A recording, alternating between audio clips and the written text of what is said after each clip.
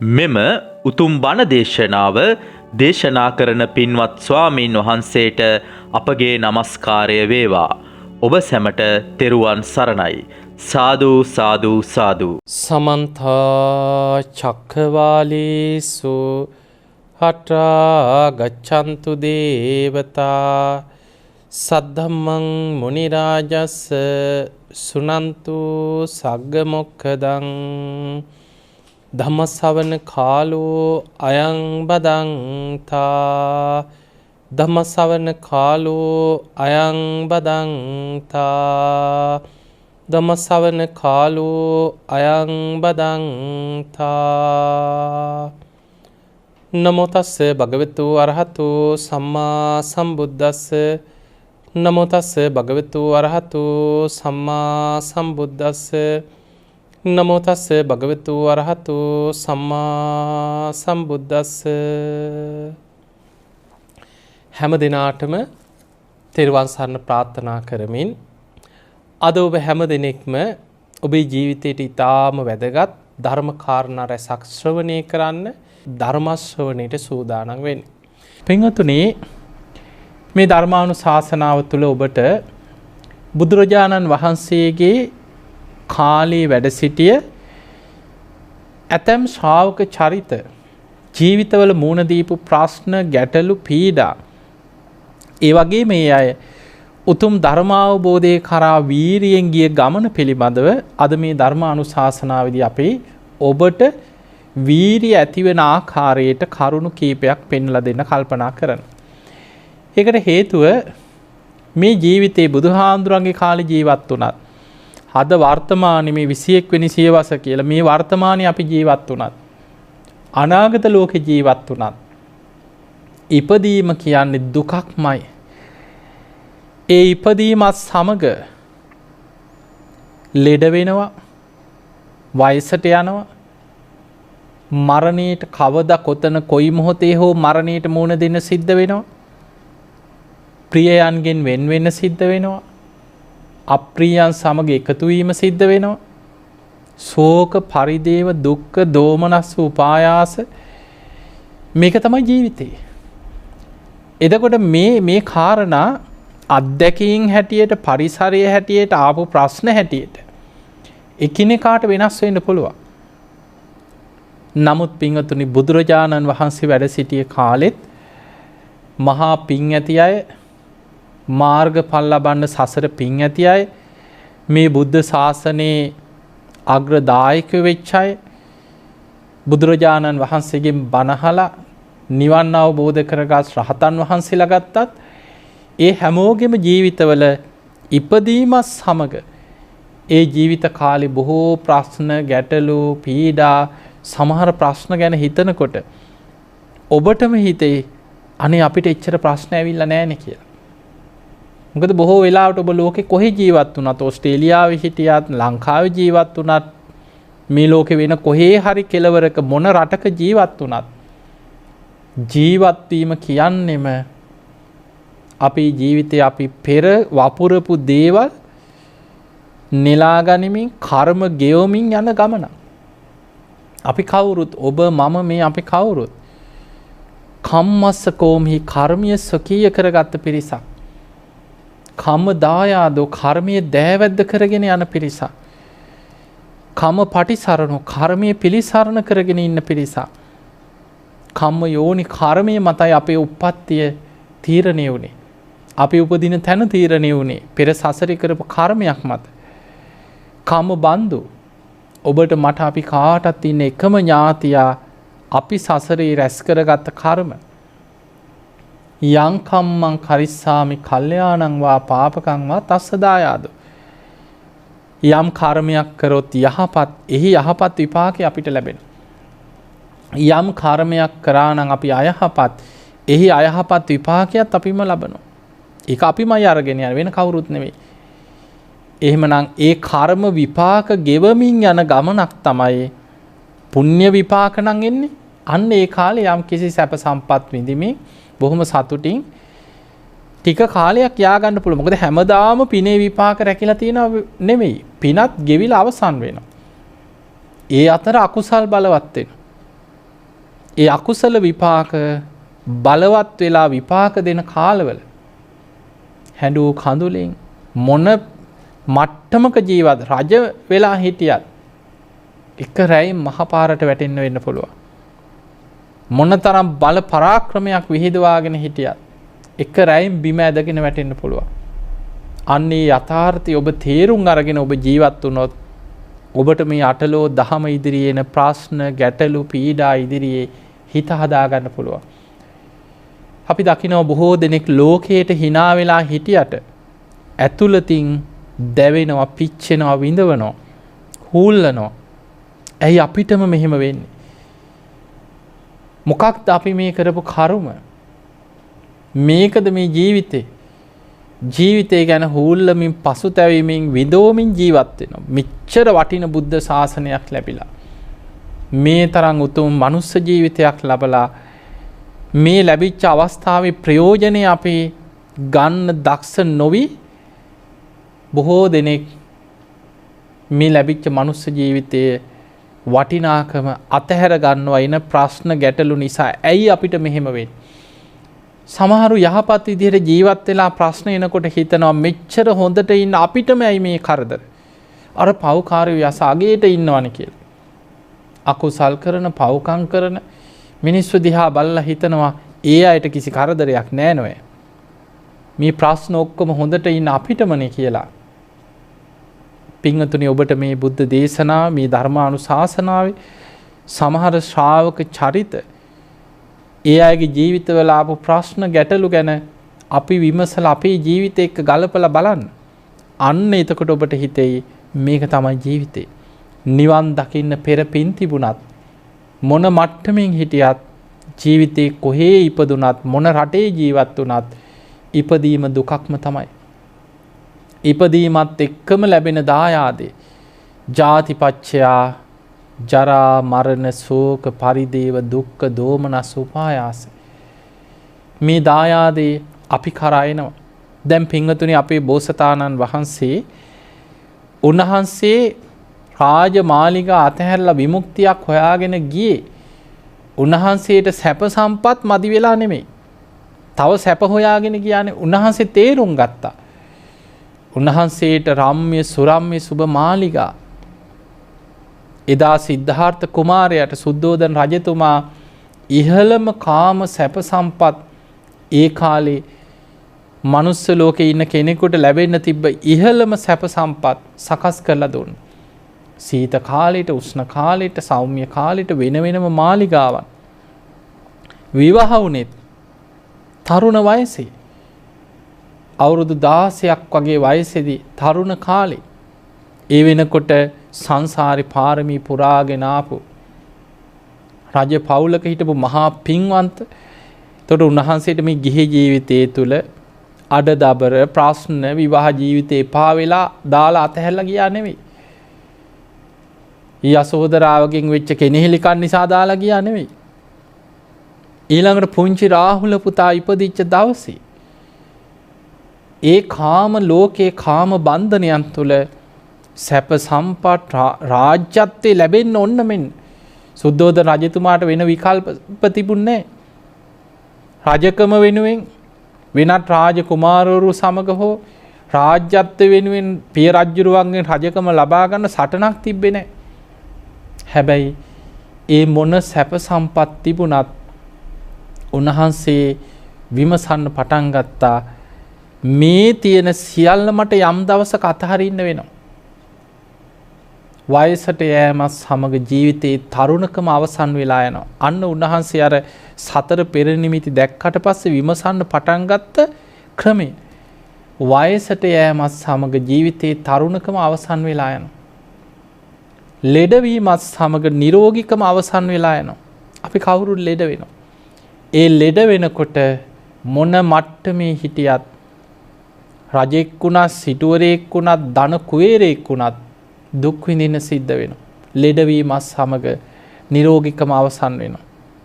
මරණයත් සමග සක්විති රජකමේ හිටියත්, ලෝකෙම පාලනය අතේ තියාගෙන හිටියත් ඒ සියල්ල අතහැරලා යන්න වෙනවා. යන්නේ කොහෙද කියලා දන්නෙත් නැහැ. එතකොට මරණය ජරා මරණ වයසට යාම ලෙඩවීම ඔබ හිතන්න පින්වතුනි මහා ධනවතෙක් කියලා.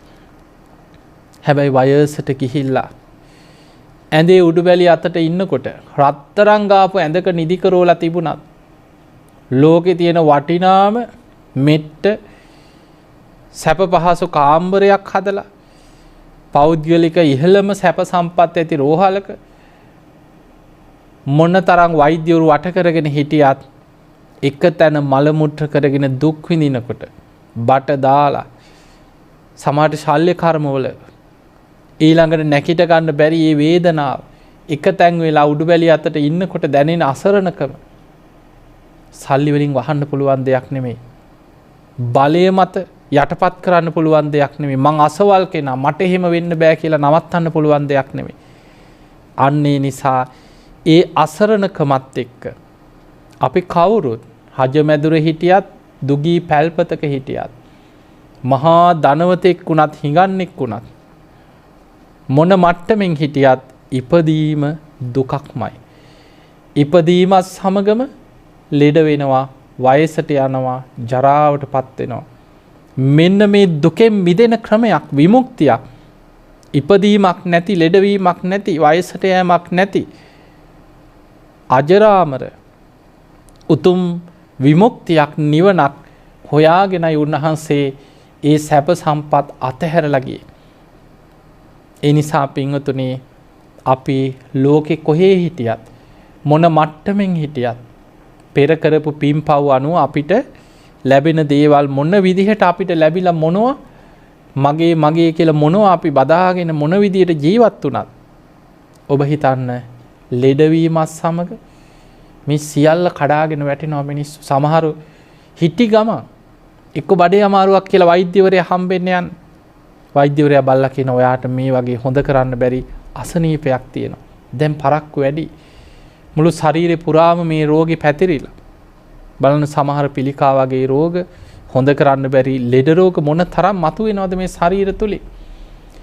එතකොට එවැනි වෙලාවක මම මෙච්චර ධනවත් කෙනෙක්, මෙච්චර බලවත් කෙනෙක්, මම මෙහෙම කෙනෙක්, මට මේ සල්ලි වියදම් කරලා මට බොහෝ කාලයක් ඉන්න ඕන කියලා නවත්ත ගන්න පුළුවන් කමක් නැහැ. ඒ නිසා පින්වතුනි වයසට යනකොට ලෙඩ වෙනකොට මරණී ඉදිරියේ තමන්ට සල්ලි දීලා තමන්ට ඉල්ලන ඕන දෙයක් දෙන්න, අනේ මට මැරෙන්නේ නැතුව ඉන්න ක්‍රමයක් හොයලා දෙන්න කියලා. එහෙම ඉන්න පුළුවන් ක්‍රමයක් නැහැ.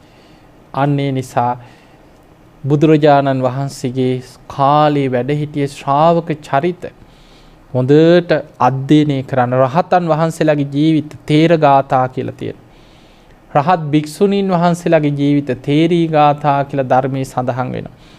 ගිහි ජීවිත ගත කරපු ශ්‍රාවකයන්ගේ ජීවිත බුද්ධ දේශනා, සූත්‍ර දේශනා අධ්‍යයනය කරනකොට ඒහා සම්බන්ධ අටුවා දහම් පොත්පත් කියවනකොට ඒ අයගේ චරිත කතා, ජීවිත කතා ගැන විස්තර අපිට මුණ ගැහෙනවා. ඒ තොරතුරු ඔස්සේ තමන් දිහා බලන්න. ඔබ මම අපි කවුරුත් මේ සංසාර ගමනේ අත්දැකීම් වෙනස් වුවත් එකම විදිහකට සතර අපායේ මහ ගෙදර කරගෙන ඉපදෙමින් මැරෙමින් යන පිරිසක්. ඒ නිසා අතීතේ වේවා, වර්තමානයේ වේවා, අනාගතේ වේවා අපි කාටත් තියෙන්නේ ඉපදීමෙන් මිදෙන්න එකම මගක්. ජරා මරණ වලින් මිදෙන්න තියෙන එකම මාර්ගය. ඒකයි මේ ධර්මයට කියන්නේ අකාලික ධර්ම මාර්ගය. ධර්මයේ වෙනස් වෙන්නේ නැහැ කාලෙන් කාලෙට. බාහිර ලෝකේ නොඑක් අය බාහිරින් බලලා ඒ කාලේ ඕක බුදුහාමුදුරන්ගේ කාලේ අවුරුදු 2500 ගානේ ඒ කාලේ ඔහොම වුණාට අදට ඕවා වෙනස් වෙන්න ඕනේ. ඔබ ඕන තරම් ওই අදහස අහලා ඇති. මේ ධර්මය අදට ගැලපෙන්නේ අද වෙනකොට ඕවා වෙනස් වෙන්න ඕනේ කියලා බාහිර සමාජෙ මොන විදියට වෙනස් වෙවි ගියත් සසරෙන් මිදෙන මග, නිවන් මග, කෙලෙසුන්ගෙන් මිදෙන මග, ඒ ධර්මයේ ගැඹුරුම හරය ආර්ය සත්‍ය අවබෝධය ඒක වෙනස් කරන්න පුළුවන් කමක් නැහැ. අකාලිකයි. ඕනම කාලයකට පොදුයි. බුදුරජාණන් වහන්සේ වැඩ සිටිය කාලේ කෙනෙක් ආර්ය ශ්‍රාණික මාර්ගය අනුගමනය කළ නිවන් දැක්කනම් අද වෙන මගක් නෙමෙයි තියෙන්නේ. වර්තමානෙත් නිවන් අවබෝධ කරන්න තියෙන්නේ ඒ මාර්ගයම තමයි. අනාගතය කියලා ඒ පාර වෙනස් වෙන්නේ. අනාගතයේ කෙනෙක් නිවන් දකිනවා නම් එයාට තියෙන්නේ සීල සමාධි ප්‍රඥාවලින් යුක්ත ඒ මාර්ගයම තමයි. දැන් අපි බලමු බුදුහාඳුරගේ කාලේ සමහර චරිත. ඔබ අහලා ඇති නන්ද මාතාව ගැන. බුදුහාඳුරගේ කාලේ හිටියා නන්ද මාතාව කියලා. ඊළඟට කෝසල මල්ලිකාව කියලා හිටියා මල්ලිකා දේවී.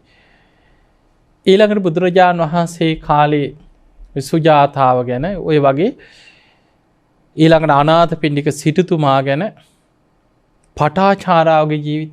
එතකොට මේ වගේ ජීවිත කතා අපි බලනකොට කෝසල මල්ලිකා කොසල් රජ්ජුරුවන්ගේ බිසවක් හිටිය. ඊළඟට බන්දුල සෙම්පතියගේ බිරිඳ හිටිය බන්දුල මල්ලිකා කියලා. මේ බන්දුල මල්ලිකාව දරු 30 දෙනෙකුගේ අම්මා කෙනෙක් කියන. ඒ කාලේ දීර්ඝායුෂ තිබුණා. එතකොට ඒ දීර්ඝායුෂ ඇති කාලවල තරුණ කාලේ විවාහ වුණා. දැන් දරුවෝ 20ක් 30ක් කියපුවම ඔබට හිතෙන්න පුළුවන් ඔක එහෙම වෙන්න පුළුවන්ද කියලා. ඒකට හේතුව මේ අද දිහානේ ඔබ බලන්න. අද බොහෝ වෙලාවට මේ ඉන්න බණහන පරම්පරාවේ එක දරුවයි දෙන්නයි තුන් දෙනයි. කලාතුරකින් දරුවෝ 4 දෙනෙක් 5 දෙනෙක් ඉන්න පවුලක් කලාතුරකින්. හැබැයි බුදුහාඳුරන්ගේ කාලේ ඕනේ ඔබම බලන්න පරම්පරාවත් දෙකක් එහාට ඔබේ ආච්චිලා සීයලාගේ පවුල්වල ගම්වල මේ වෛද්‍ය විද්‍යාව තාක්ෂණය මේ මොනවා දියුණු නැති කාලෙක වුණත් ඉස්සර දරුවෝ 10 15 12ක් 8ක් 10ක් පවුල්වල දරුවෝ ඉඳලා තියෙනවා. සමහරට ඔබේ ආච්චිලා සීයලා පරම්පරා දෙක තුනක් එහා බලන්න පවුලක දරුවෝ කී දෙනෙක් හිටියද කියලා. ඒ නිසා සමහර පවුල්වල දරුවෝ 14 15 ඉඳලා තියෙනවා. මීට පරම්පරා දෙකකට විතර එහා. ඒ නිසා බුදුරජාණන් වහන්සේගේ කාලේ මේ අද අපි ජීවත් වෙන අවුරුදු 60 70ට වඩා අවුරුදු 120ක වගේ දීර්ඝ ආයුෂක් තිබ්බ කාලයක්. ඒ කාලේ බන්දුල සෙම්පතියගේ බිරිඳ බන්දුල මල්ලිකාවට දරුවෝ 30 දෙනෙක් හිටියා කියලා. එක දරුවෙක් ලැබෙන්න ඉන්නකොට මේ දේවියට ඇති වුණා දොළ දුකක්. ඒ දොළ දුක තමයි ලිච්ඡවී රාජ කුමාරවරු අභිෂේක කරන අභිෂේක පුෂ්පකරණී කියලා පොකුණක් තියෙන. ලිච්ඡවී රාජ්‍ය ගැන ඔබ අහලා ඇති සප්ත අපරිහානීය ධර්ම රැකපු ලිච්ඡවීන් ගැන. ඒ ලිච්ඡවී රාජ කුමාරවරු ඒ රාජ්‍යයේ බොහොම සමගියෙන් රාජ්‍යයේ 7707 දෙනෙක් රාජ කුමාරවරු සමගියෙන් පාලන කටයුතු වලට සම්බන්ධ වෙලා පාලන කටයුතු මෙහෙව්වා කියන ඒ කාලේ. ඒ අය සමූහ ආණ්ඩු පාලනයක් හැටියට ඒ කාලේ පාලනේ රාජ්‍ය තිබිලා තියෙනවා. බොහොම සමගියෙන් සාකච්ඡා කරනවා, සමගියෙන් තීරණ ගන්නවා, සමගියෙන් විසිරලා යනවා. ඒ අය එක එක්කෙනාට ඒ රාජ්‍ය පාලන කටයුතු පවරන මොකද හැමෝම සමගියෙන් කටයුතු කරන නිසා. ඒ පාලනය කරන පාලක තනතුර ලැබෙනකොට ඒ රාජ්‍යත්වයේ වාඩි වෙනකොට ලිච්ඡවී රාජ කුමාරවරු අභිෂේක කරන පොකුණ රාජකීය අභිෂේක පොකුණක් තිබුණා. අභිෂේක පුෂ්පකරණී පොකුණ. එතකොට මේ ලිච්ඡවී රාජ්‍ය කියන්නේ කෝසල රාජ්‍යයට යම් සතුරු රාජ්‍යයක් හැටියට ඒ කාලේ කටයුතු කරපු වෙනත් රාජ්‍යයක්. ඒ කියන්නේ දඹදිව බුදුරජාණන් වහන්සේ හිටපු කාලේ වෙන වෙනම රාජ්‍ය තිබුණේ. 12 මහා ජනපද හැටියට. එක රටේම අර ප්‍රාන්ත සීමා වගේ බෙදාගෙන වෙන වෙනම රජවරු රාජ්‍ය කරා. 12 මහා ජනපද අංග, මගධ, කසී, කෝසල, වජ්ජි, මල්ල ඔය වගේ ඔබ අහලා ඇති 12 මහා ජනපද ගැන. කෝසල රාජ්‍ය බොහොම ප්‍රබල රාජ්‍යයක්. කොසල් රජුරුව තමයි පාලකයා. මේ කෝසල රාජ්‍ය කොසල් රජුරුවන්ගේ ප්‍රබලම සෙම්පතියෙක් හිටියා බන්දුල සෙම්පතිය. මේ සෙම්පතියගේ බිරිඳ තමයි බන්දුල මල්ලිකා. දොළ දුකක් ඇති වුණේ තමන්ට විරුද්ධ සතුරු රාජ්‍යක තියෙන මේ අභිෂේක පුෂ්පකරණී පොකුණට ගිහිල්ලා පොකුණේ බැහැලා නාලා මල් නෙලන්න. දැන් මේ දොළ දුක ඇති වුණාට පස්සේ මේක කියා ගන්නත් බෑ. ඉෂ්ට කරගන්න පුළුවන් හේකුත් නෙමෙයි. බොහොම භයානක තත්ත්වයක්. හැබැයි දැන් දේවියට කන්න බොන්න බෑ. කෙට්ටු වෙනවා බලාගත්තුවත බලාගෙන අර දොළ දුක නිසාම විශාල පීඩනයකට පත් වුණා. සෙම්පතියා නිතර අහනවා දේවිය කියන්න මොකක්ද හේතුව මොකක්ද ඔබට අවශ්‍ය. අවසානයේ දැනගත්තා. දැන් මේ දොළ දුක සංසිඳවීම පිණිස බන්දුල සෙම්පතියා මොකද කරේ? සැලසුම් කරා තමන්ගේ විරුද්ධ රාජ්‍යයට ලිච්ඡවි රාජ්‍යයට ගිහිල්ලා දේවියත් අරගෙන ගිහිල්ලා මේ දරුවා ලැබෙන්න ඉන්න මල්ලිකාව බන්දුල මල්ලිකාව අරගෙන දැන් යන්න ඕනේ. මේක බොහොම භයානක ගමනක්. අහු වුණොත් දෙන්නටම මැරුම් කන්න වෙනවා.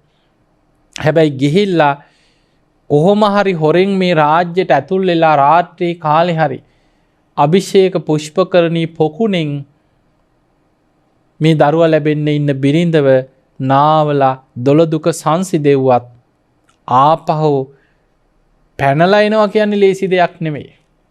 මේ ආරංචිය කොයි වෙලේක හරි ආරංචිය කන වැටිලා රාත්‍රී කාලේ පවා අභිෂේක පුෂ්පකරණී පොකුණ වටා ඉන්න ආරක්ෂකයන්ට කොහොම හරි මේ ආරංචිය ගිහිල්ලා ලිච්ඡවි රාජ කුමාරවරු සේනාවත් එක්ක පන්නගෙන ආවොත් ආපහු රාජ්‍යයෙන් පැනලා කෝසල රාජ්‍යයට එනවා කියන්නේ ලේසි දෙයක් නෙමෙයි.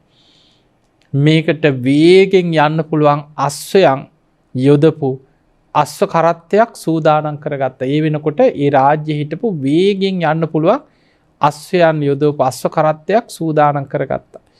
යුද්ධයට අරගෙන යන අශ්ව කරත්තය. මේ කරත්තේ මේ බන්දුල සෙම්පතියා ළඟ තිබුණා කියනවා ඊටාම ශක්තිමත් සාමාන්‍ය පුද්ගලයෙකුට ඒ දුන්න අදිනවා තියා හිතන්නවත් පුළුවන්කමක් නැහැ කියන. ඔබ අහලා ඇති අපේ රටේ දුටුගැමුණු රජුරවන්ට හිටියා කියලා යෝධයෝ දසමහා යෝධයෝ ගැන ඔබ අහලා ඇති. ඒ යෝධයින්ගේ කතා සමහර දේවල් ඇහෙනකොට අද පුදුමයි. මෙහෙමත් ශක්ති සම්පන්නයි හිටියද කියලා. පුංචි කාලේ ඉඳන් ඊටාම ශක්ති සම්පන්න ඒ අය සමහරලාට උපදින්නෙම දැන් දුටුගැමුණු රජුරුවන් වෙනුවෙන්ම ඉපදිච්ච මහා ශක්ති සම්පන්න පුද්ගලයෝ දසමහා යෝධයෝ හැටියට එදා යුද්ධයට සම්බන්ධ කරගත්තා. රජුරුවන්ගේ සේනාවේ සෙම්පති තනතුරු දුන්නා. ඒ වගේ සමහර අය ඉන්නවා අසාමාන්‍ය ශක්තියක් තියෙන අය. දැන් බලන්න අද ලෝකේ ඉන්නේ සමහර අය සමහරු රේල් පීලි නමපු අය ගැන අහලා ඇති. හිතා ගන්නවත් බෑ. කෝච්චි ඇදගෙන යන අය ඉන්නවා. කෝච්චි එන්ජින් එක ඇදගෙන යන ඔබ දැකලායි සමහරලාට.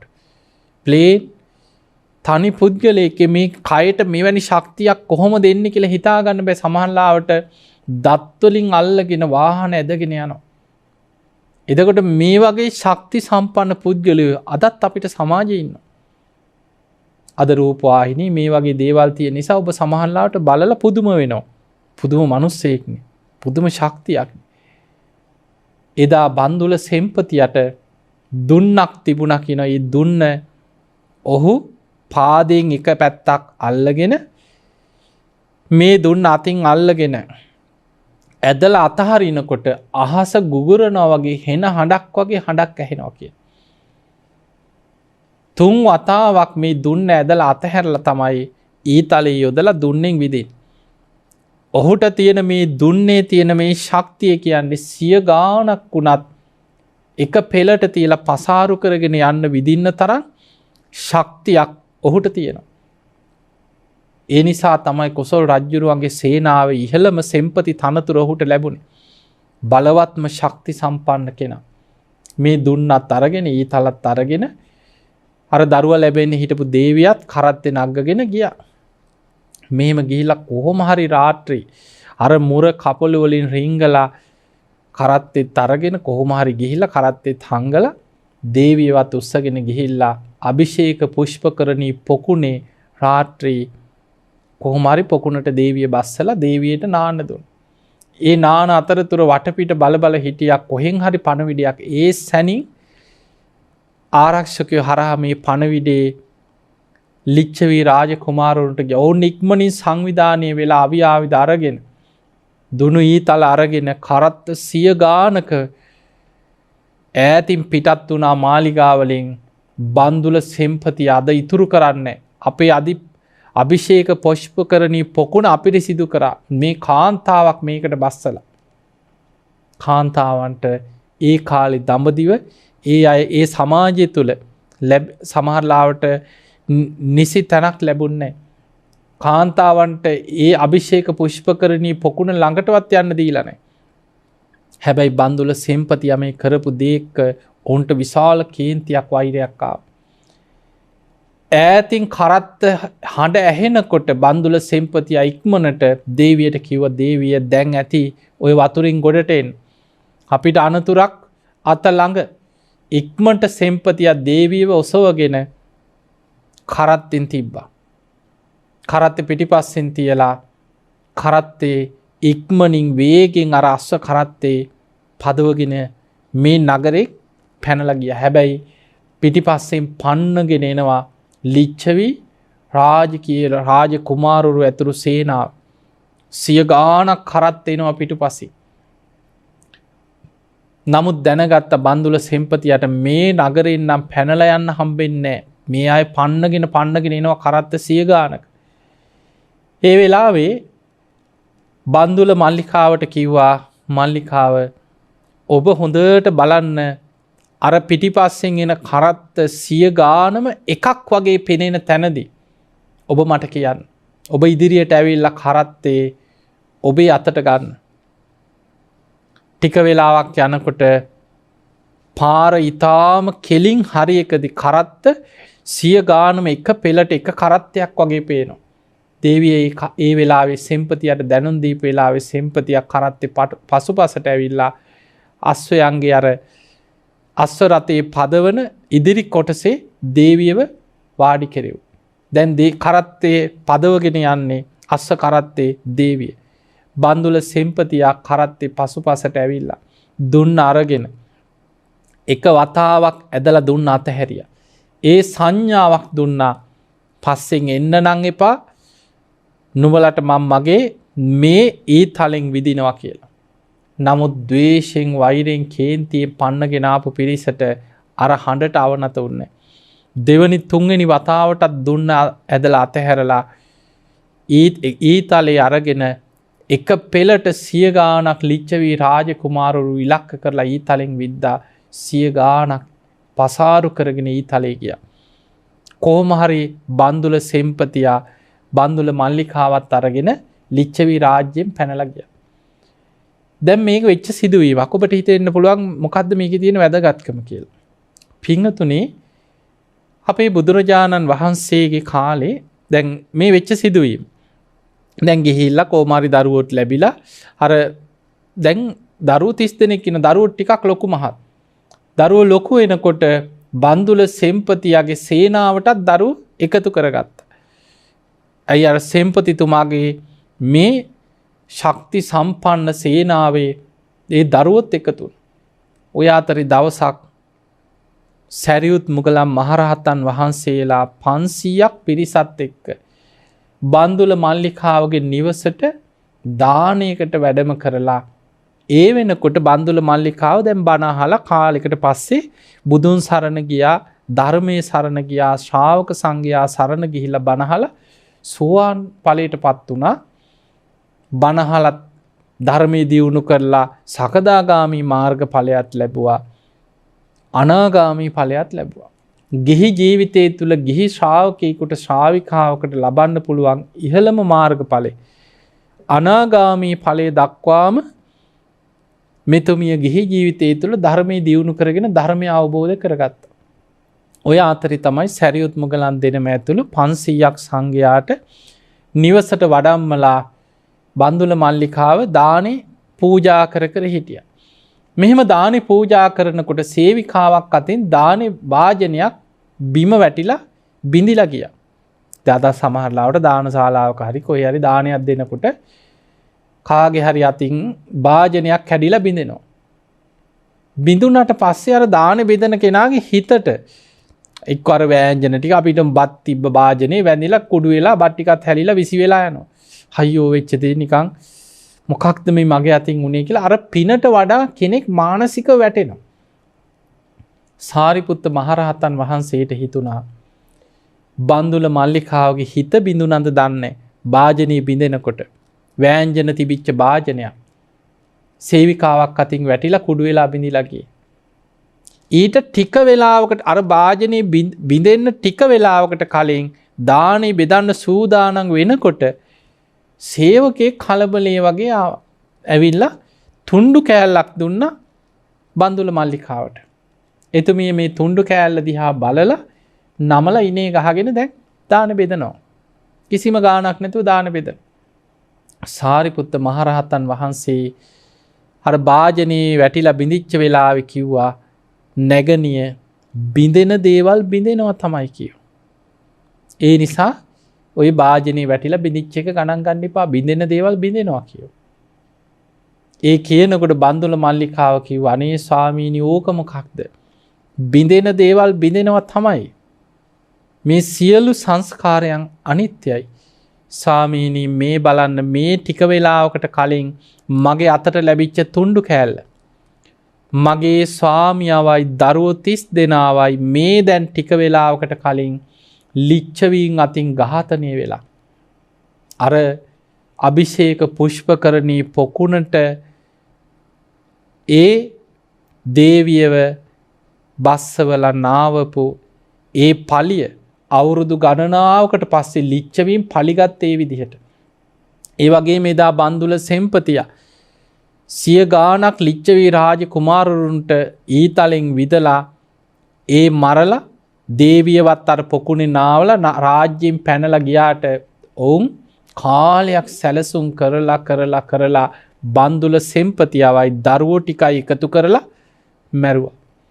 ඒ මරපු දවසේම තමයි මේ දේවිය නිවසේ දානයක් දෙනවා. සැරියුත් මුගලන් දෙනම ඇතුළු 500ක් සංඝයාට දානෙ දෙනවා. ඊට ටික වෙලාවකට කලින් මේ පණවිඩේ රාජ්‍යයට ලැබුණා. සේවකෙක් අතේ පණවිඩ එව්වා ගෙදරට. දැන් බලන්න මේ සැරියුත් මුගලන් දෙනම ඇතුළු 500ක් සංඝයාට දාන බෙදනකොට තමන්ගේ ස්වාමියයි දරුවෝ එක්කෙනෙක් දෙන්නේ නෙවෙයි දරුවෝ ඔක්කොම කොටු කරලා එකම දවසේ මරලා මේ පණවිඩේ ගෙනහල්ලා දෙනකොට වෙන කෙනෙක් නම් කෑ ගහගෙන හෝ තියාගෙන අනේ මගේ දරුවෝ අනේ මගේ ස්වාමියා මොකක්ද මට මේ උනේ කියලා විලාප දෙනවනේ. අර තරම් අදහා ගන්න බැරි ජීවිතේ එවැනි දුක් සහිත පණවිඩයක් ලැබිලත් ඒක දිහා බලලා මේක තමයි ජීවිතයේ සියලු සංස්කාරයන් අනිත්‍යයි කියලා හිත හදාගෙන දානෙ ටික බෙදුවා. ඒ දානෙ බෙදන වෙලාවේ තමයි සේවිකාවක් අතින් භාජනයේ වැටිලා බිඳෙන්නේ. ඒ වෙලාවේ සාරිපුත්ත හාමුදුරුවෝ දේවියගේ හිත බිඳුනද දන්නේ කියලා තමයි උන්වහන්සේ නැගණිය බිඳෙන දේවල් බිඳෙනවා. මේක තමයි ජීවිතයේ ස්වභාවය කියද්දී අනේ ස්වාමිනී ඕක මොකක්ද? මේ බලන්න මේ තුණ්ඩු කෑල්ලේ තියෙන කාරණේ මගේ ස්වාමියයි දරුවෝ 30 දෙනාවයි මේ ටික වෙලාවකට කලින් ලිච්ඡවීන් අතින් ඝාතනය වෙලා. ඒත් මං හිත හදාගත්තා. හිත හදාගෙන මම මේ දාන ටික බෙදන්නේ මේ සංස්කාරයන්ගේ අනිත්‍යම සිහි කරමින් කිව්වා. ඒ වෙලාවේ දානේ පූජා කරලා අවසන් වෙලා සාරිපුත්ත මහරහතන් වහන්සේ බන්දුල මල්ලිකාව තුළ තියෙන ආශ්චර්ය අద్භූත කරුණු මුල් කරගෙන දහම් දෙසුවා. එතුමිය ඒ වෙලාවේ සාරිපුත්ත හාමුදුරන්ට කියනවා ස්වාමීනි මම ගැන බුදුරජාණන් වහන්සේගෙන් ගිහින් ඇහුවොත් උන්වහන්සේ කියයි මං කවුද කියලා. මේ ගිහි ජීවිතේ ගත කරන ශ්‍රාවිකාවන් අතර මනුස්ස ලෝකයට කාම ලෝකයට යලි නොයන ස්වභාවයෙන් යුක්ත යම්තාක් ශ්‍රාවිකාවන් ඇද්ද මමත් ඒ අයකින් කෙනෙක් තමයි කිව්වේ. ඒ කියන්නේ අනාගාමී න ආගාමී කාම ලෝකයට ආයමත් එන්නේ නැහැ. එතකොට බලන්න ඒ මට්ටමට හිත වඩාගෙන හිටපු නිසානේ අර වගේ හිතාගන්න බැරි අවාසනාවන්ත සිදුවීමක පණවිඩයක් Tamanට කන වැටුණත් පණවිඩේ ගෙනහලා දුන්නත් හිත හදාගෙන දාන ටික බෙදුවේ. බලන්න බුදුරජාණන් වහන්සේගේ කාලේ මේ අනාගාමී වෙන්න පින තිබ්බ අනාගාමී ඵලයට පත්වෙච්ච බන්දුල මල්ලිකාවගේ ස්වාමියයි දරුවෝ සියලු දෙනාටයි වෙච්ච විපත මැරුම් කන්න වුණා. එතකොට මේ වගේ පටාචාරාව ගැන හිතන්න. තමන්ගේ ඇස් ඉදිරි පිටම ස්වාමියා සර්පෙක් දෂ්ට කරලා මිය ගියා. තමන්ගේ දරුවෝ දෙන්න අවසානයේ ස්වාමියා එක්ක දෙමව්පිය බලන්න ආපු ගමනේ මගදී ස්වාමියා මැරුණාට පස්සේ කරන්න දෙයක් නෑ. ඒ කටයුතු කරලා අඬා දරුවෝ දෙන්න වඩාගෙන එනකොට අචිරවතී ගඟෙන් එතර වෙන්නේ යද්දී එක දරුවෙක් උකුස්සෙක් දැහැගෙන ගියා. අනෙක් දරුවා ගඟේ ගහගෙන ගියා. දරුවෝ දෙන්නම ඇස් පනා පිටම Tamanට අහිමි වුණා. හැඬු කඳුලින් විලාප දිදී ගමට එනකොට දෙමව්පියෝ ළඟට හරි පිළිසරණ පතාගෙන එනකොට අම්මා තාත්තත් මිය ගිහිල්ලා කලින් දවසේ රාත්‍රී සොහොනේ දැවෙනවා. කවුරුවත් නැහැ, Tamanට පිළිසරණක් නැහැ. අවසානයේ සිහි කල්පනාව පවා විකෘති වෙලා උපන් ඇඳුම ඇඳගෙන ඉන්න ඇඳුම ගැනවත් සිහියක් නැතුව පිස්සුවෙන් පාරේ නිර්වතින් දුවගෙන ගියා කිය. පාරක් ගානේ පිස්සුවෙන් කෑ ගහ අඬා දුවගෙන ගියා. දැන් හිතන්න, දැන් මේ සිදුවීම් ටික ගත්තාම මහා අවාසනාවන්ත කෙනෙක්, මහා පව්කාර කෙනෙක්. එයාගේ කර්මය තමයි මොනතරම් කර්මයක් සසරේ කරලා ඇද්ද? ඇස් ඉදිරිපිට මිනිස්සයා ඔහොම මැරෙන්න, දරුවෝ දෙන්න මැරෙන්න. ඔය වගේනේ සාමාන්‍ය සමාජයේ අපි ඒ වගේ අය ගැන කතා වෙන්නේ. නමුත් පින්වතුනි, පටාචාරාව කියලා කියන්නේ මේ ගෞතම බුද්ධ ශාසනයේ ශික්ෂාකාමී භික්ෂුණීන් අතර අග්‍රස්ථානය ලබපු කෙනා. පටාචාරා රහත් භික්ෂුණිය ශික්ෂාකාමී භික්ෂුණීන් අතර අග්‍රස්ථානය ලැබුවා. 80 මහා ශ්‍රාවිකාවන්ට අයිති කෙනෙක්. සසරේ කල්ප ලක්ෂයක් පාරමී පිරුවා. මහා පිං ඇති කෙනෙක්. එවැනි තනතුරක් 80 මහා ශ්‍රාවිකාවන් අතර ශික්ෂාකාමී භික්ෂුණීන් අතර අග්‍රස්ථානය ලබන. නමුත් ජීවිතේ රහත් වෙන ජීවිතේ අවසාන ජීවිතේ දීර්ඝ සංසාර ගමනේ සතර අපායේ වැටි දුක් විඳ ආපු සංසාර ගමනේ අවසාන ජීවිතේ. හැබැයි මේ අවසාන ජීවිතේදීත් ආපු ප්‍රශ්න ටික රහත් වෙන්න පින තිබ්බ ජීවිතේ තමන්ගේ ඇස් ඉදිරිපිට සාමියා සර්පෙක් දෂ්ට කරලා මිය ගියා. දරුවෝ දෙන්න ඇස් ඉදිරිපිට මිය ගිය අම්මා තාත්තත් එක පිට එකම දවසේ අවසානයේ සිහි කල්පනාවක් නැතුව පාරේ පිස්සුවෙන් වගේ දුවගෙන ගියේ මේ බුද්ධ ශාසනයේ ශික්ෂාකාමී භික්ෂුණීන් අතර අග්‍රස්ථානය ලබන්න පින තිබ්බ කෙනා. ඒ නිසා බොහෝ රහතන් වහන්සේලාගේ ජීවිත කතා බැලුවත් සමහරලාවට ගිහි ජීවිතය තුළ, පැවිදි වෙන්න යන ජීවිතය තුළ, සමහර වෙලාවට ඒ අයගේ නොකළ වැරදිවලට රාජ දඬුවම් ලැබිලා බොහෝ දුක් විඳලා අවුරුදු ගණන් හිරබත් කාලා එක්කෝ සතුරු සේනා අල්ලගෙන ගිහිල්ලා වද දීලා හොර කණ්ඩායම් වලට අහු වෙලා අන්ත දුක් ගැහැට විඳලා තමයි ජීවිතේ සමහර වෙලාවට බුද්ධ ශාසනයක් මුණ ගැහෙන්නේ. බණපදයක් ඇහෙන්නේ. පින් ටිකක් කුසල් ටිකක් කරගෙන බණක් අහලා ධර්මය අවබෝධ කරගෙන නිවන් දකින්න. ඒ නිසා මේ ලෝකේ නිවන් අවබෝධ කරගත්ත මාර්ගඵල ලැබපු ධර්මය අවබෝධ කරගත් අයගේ ජීවිතවල හැමදාම hina වීගෙන සතුටෙන් සන්තෝෂෙන්ම ඉඳලා මාර්ගඵල ලැබුවා නෙමෙයි. ජීවිතේ ආපු කරදර බාධා විපත් ගැටලුම තමයි ඒ අයට නිවන් දකින්න පාර පෙන්වන්නේ. ඒ අයට ධර්ම අවබෝධයට ආශිර්වාදයක් වුණේ. අන්න ඒ නිසා පින්වතුනි, ඔබේ ජීවිතයේ තුල එන ප්‍රශ්න, ගැටලු, පීඩා, කරදර, මොන කරදර, බාධා, ප්‍රශ්න ආවත් ඒ සියල්ල ධර්මයේ තුලින් දකින්න. මේක තමයි ජීවිතේ. මේ ප්‍රශ්න නිසාමයි මට ධර්මය අවශ්‍ය වෙන්නේ. අපි කාටවත් ප්‍රශ්නයක් නැත්නම්, මිනිස්සු ඔක්කොම සතුටින්ම නම්, හැමෝම තෘප්තිමත් නම්, කවුරුත් ධර්මයේ හැසිරෙන්න, සසරින් මිදෙන්න උත්සාහ ගන්නෑ. කාටවත් නිවන් දකින්න අවශ්‍යතාවයක් ඇති වෙන්නේ මේ ලෝකේ දුකක් තියෙන නිසා තමයි දුකෙන් මිදෙන්න උත්සාහ ගන්න. දුකක් කියලා දෙයක් තියෙනවා. ඒ දේ බුදුරජාණන් වහන්සේ පෙන්වුවේ ආර්ය සත්‍යයක්. ඒක ලෝකේ කාටවත්, දෙවියන්, බඹුන්, මරුන් සහිත ලෝකෙ කිසිම කෙනෙකුට නෑ ඒක දුකක් නෙමෙයි සැපක් කියලා හේතු සහිතව පෙන්වන්න පුළුවන් කමක් නෑ. ඉපදීම දුකක්, ලෙඩවීම කාටවත් කියන්නව නෑ ලෙඩ වෙන එක සැපක්.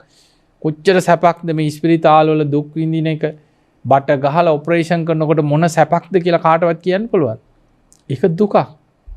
එක තැන මල මුට්‍ර කරගෙන ඉන්න එක තරම් සැපක් තියනවද කියලා කාටවත් කියන්නත් පුළුවන්.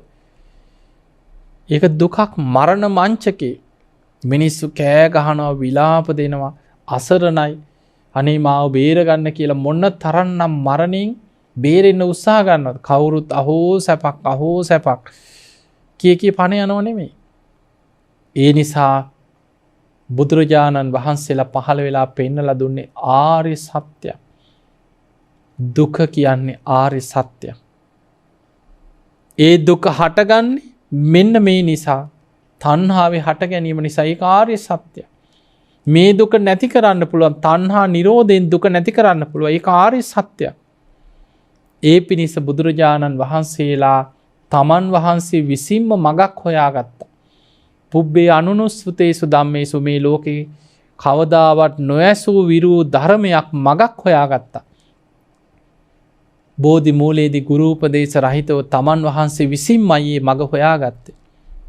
ඒ තමයි ආර්ය අෂ්ටාංගික මාර්ගය, දුකෙන් මිදෙන මාර්ගය. ඒක ආර්ය සත්‍යයක්. ආර්ය සත්‍යයක් කියන්නේ ඒක කාටවත් වෙනස් කරන්න පුළුවන් දෙයක්වත් වෙනස් වෙන දෙයක්වත් නෙමෙයි. ඒක අතීත අනාගත වර්තමාන ඕනෙම කාලයකට පොදුයි. බුදුරජාණන් වහන්සේ ඒහි පස්සේ ඇවිල්ලා බලන්න කියන ඕනම කෙනෙකුට ප්‍රතිඵල බලන්න නම් එළියේ ඉඳන් විවේචනය කරවත් ඕවා කරලා හරියයිද කියලා අහහා ඉන්න එක නෙමෙයි. ඇවිත් බලන්න. ඒව බලව. ඒහි පස්සික කොහොමද බලන්නේ? තමා තුළින්, තමා තුළට ධර්මයේ පමුණවාගෙන තමා තුළින් බලන්න. ඕපනයිකයි. තමා තුළින් බලන්න. අන්න තමා තුළින් බලනකොට පච්චත්තම් වේදිතබ්බෝ විඤ්ඤෝහි. ප්‍රඥාවන්ත කෙනා, නුවණැති කෙනා තම නැන පමණින් මේ උතුම් ධර්මය අවබෝධ කරගෙන නිවන කරා යනවා. අන්න ඒ පිණිස අවශ්‍ය මාර්ගයේ බුදුරජාණන් වහන්සේලා පහළ වෙලා අපිට පෙන්වලා දුන්නා. ඒ උතුම් නිවන් මඟ අපිට දේශනා කරා. ඒ නිසා පින්වතුනි, එවැනි බුද්ධ ශාසනයක් තියෙන යුගයක, ධර්මය ඇහෙන කාලෙක මනුස්ස ජීවිතයක් ලැබුවා කියන්නේම කොතන ඉපදුනත්, බණපදයක් ඇහෙන තැනක නම්, බෞද්ධයෙක් වෙලා බුදුන් සරණ යන්න පුළුවන් තැනක ඉපදුනා නම්, පැල්පතේ ඉපදුනත්, මොනතරම් අසරණ දුප්පත් පවුලක ඉපදුනත්, මොනතරම් අගහිඟකම් ආබාධ ඇතුව ඉපදුනත්, ඒ ඉපදීම භාග්‍යයක්මයි. ඇයි? සිහිනුවන තියෙනවා නම්, බණපදයක් අහන්න පින තියෙනවා නම්, තුනුරුවන් ගැන හිත පහදවා ගන්න පුළුවන් නම්, මොනතරම් කරදර බාධා තිබ්බත් නිවන් දකින්න මඟ ඔබට විවර කරගන්න පුළුවන්. මේ බුද්ධ ශාසනයේ ධර්මය අවබෝධ කරගත්තේ පොහොසත් ඉහළ සැප සම්පත් ඇති පවුල් වල අය විතරක් නෙමෙයි. සුනීත සෝපාක වගේ අය. දවසක් බුදුරජාණන් වහන්සේ දහම් දෙසනකොට විශාල පිරිසක් බණ අහනවා. පාරේ ගියා ඇඟ පුරාම කුෂ්ඨයක් හැදිච්ච හිඟන්නේ. එයාගේ නම සුප්‍රබුද්ධ කුෂ්ටි. අර කුෂ්ඨ නිසා මිනිස්සු කියන්නේ කුෂ්ඨය. සුප්‍රබුද්ධ නම. කුෂ්ඨ නිසාම සුප්‍රබුද්ධ කුෂ්ටි කියලා මිනිස්සු හඳුන්වනවා. ඔහු තැටියක් අරගෙන ගියේ බණ අහන්න නෙමෙයි, ආහාර ටිකක්, කුසගින්නට කෑම ටිකක් හොයාගෙන. පිරිස ඉන්නවා, බණ අහනවා. ඔහුත් වාඩි වෙලා අහගෙන හිටියා. බුදුරජාණන් වහන්සේ දහම් දෙසනවා. අමෘතය තමන්ට ලැබෙනවා. තමන් හොඳට කන් යොමු කරගෙන බණ ඇහුවා. බුදු ඇසින් බුදුරජාණන් වහන්සේ බැලුවා කවුද අද මේ පිරිස අතර ධර්මාවබෝධය ලබන පින්වන්තම කෙනා. අර 100 ගාණක් බණ ඇහුවත් සසර පින තියෙනවා, නිවන් දකින්න පිනක්. අර කුෂ්ඨ රෝගියා නගරේ තැටියක් අරගෙන හිඟමනේ ගිමේ හිඟන මිනිස්සයා. බුදුරජාණන් වහන්සේ ඔහු අරමුණු කරගෙන දහම් දෙසුවා. දේශනාව අවසන් වෙනකොට ඔහු සෝවාන් ඵලයටපත් වුණා. ඒ වගේ මේ බුද්ධ ශාසනයේ අනාගාමී වෙච්ච ශ්‍රාවිකාවක් කුජුත්තර උදේනි රජුරුවන්ගේ මාලිගාවේ සේවිකාව වැඩකාරී. එතකොට අපිට පේනවා මොන මට්ටමේ හිටියත් මාර්ගඵල ලබන පින, සංසාරේ නිවන් දකින පින ඔබ තුල සැඟවිලා තියෙන්න පුළුවන්. ඒ පින යටපත් වෙන්න දෙන්න එපා. ඒ පින අහිමි කරගන්න එපා. කොහොම හරි මොන ප්‍රශ්න, මොන කරදර බාධා, පවුල් වල ප්‍රශ්න, දරුවන්ගේ ප්‍රශ්න, ස්වාමියන් නිසා, බිරිඳ නිසා, නෑදෑයෝ නිසා, අසල්වැසියෝ නිසා, රස්සාව නිසා මොන කරදර බාධා ආවත් ජීවිතේ වටිනාම දේ බුද්ධ ශාසනය ලැබුණා, මනුස්ස ජීවිතේ ලැබුණා. මේ ලැබිච්ච මනුස්ස ජීවිතෙන් ප්‍රයෝජනයක් අරගෙන ධර්මීය දියුණු කරගෙන ගැලවෙන්න උත්සාහයක් ගන්න. සමහර වෙලාවට එන ප්‍රශ්නම තමයි ඔබට නිවන් දකින්න ආශිර්වාදයක් කරන්න. ඒන ප්‍රශ්න වලින්මයි ඔබ ධර්මාවබෝධය කරා අරගෙන යන්නේ. ඔබට ජීවිතයේ තියෙන ප්‍රශ්නම තමයි ඔබට ධර්මාවබෝධයට ආශිර්වාදයක් කරන්න. ඒ නිසා මේ ප්‍රශ්න ඔබට නිවන් දකින්න ආශිර්වාදයක් කරගන්න. ඔබට ධර්මාවබෝධයට ආශිර්වාදයක් කරගන්න. ඒ පිණිස ඔබ හැම දෙනාටම අද මේ ධර්මානුශාසනාව, මේ ධර්ම ශ්‍රවණය ඔබ හැම දෙනාටම නිවන් අවබෝධයේ පිණිසම ආශිර්වාදයක්ම වේවා වේවා කියලා අපි ආශිර්වාද කරනවා. ඔබ හැම දෙනාටමත් අද මේ ධර්මයේ ශ්‍රවණය කළ සියලු දෙනාටමත් උතුම් ධර්මාවබෝධයේ පිණිසම මේ පින ආශිර්වාදයක්ම වේවා වේවා කියලා අපි ආශිර්වාද කරනවා. ආකාසට්ඨා ච බුම්මට්ඨා දේවා නාග මහිද්దికා පුඤ්ඤන්තං අනුමෝදිත්වා චිරන් රක්ඛන්තු ලෝක සාසනං. ආකාසට්ඨා ච බුම්මට්ඨා දේවා නාග මහිද්దికා පුඤ්ඤන්තං අනුමෝදිත්වා චිරන් රක්ඛන්තු දේශනං. ආකාසට්ඨා ච බුම්මට්ඨා දේවා නාග මහිද්దికා පුඤ්ඤන්තං අනුමෝදිත්වා චිරන් රක්ඛන්තු ත්වං සදා. හැම දිනාටම සම්මා සම්බුදු සරණයි.